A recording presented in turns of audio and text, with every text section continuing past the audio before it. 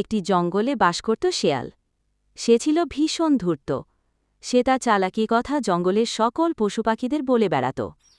একদিন শেয়ালের খুব খিদে পায়, কিন্তু সে কোনো শিকার পায় না। শিকার না পেয়ে জঙ্গলে এদিক ওদিক ঘুরতে থাকে।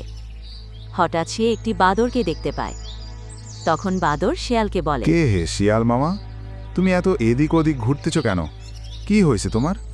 আমাকে কি বলবে, দেখি তোমাকে কোনো সাহায্য করতে পারি কিনা। বাগনে, আমি খোদার জ্বালায় মরে যাচ্ছি। আমাকে কি কোনো শিকার সন্ধান দিতে পারো? সারা দিন কিছু খাইনি। ওই কথা।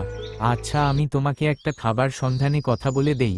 সেখানে গেলে খাবার পাবে, তবে ওখানে একটা মুরুগ আছে, সেই নাদুস নুদুস।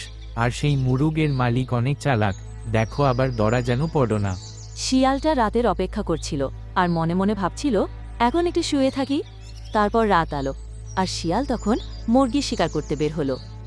এদিকে মুরগির মালিক মুরগিকে ভালোভাবে খাবার দিয়ে আটকে রাখল, আর সে ঘুমাতে গেল।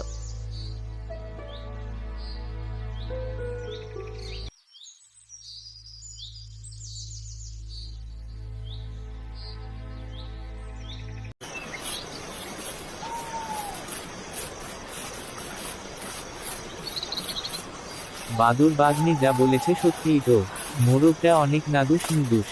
এটাকে খেলে আমাকে আর 2-3 দিন আমাকে আর কিছু খেতে হবে না। পরে তখন মোরগ ডাকাডাকি শুরু করে, আর অমনি মোরগের মালিক বাইরে চলে আসে আর দেখতে পায় তার মোরগের কাছে একটা শিয়াল মোরগটাকে ধরতে চাইছে। কিন্তু মোরগ ঘরে আটকানো থাকায় সে মোরগকে ধরতে পারে না। এইদিকে মোরগের মালিক একটা কি হে শেয়াল মামা, মুরগটাকে কি শিকার করতে পারলে, নাকি মাইর খেয়ে পালিয়ে এসেছো? না বাগনে, শিকার করতে পারিনি। আমি যখন মোরগের কাছে গেলাম, তখন মোরগটা ডাকাডাকি শুরু করে। শিয়ালটি ওখান থেকে চলে আসে আর জঙ্গলে ভিতরে ঘুরতে থাকে।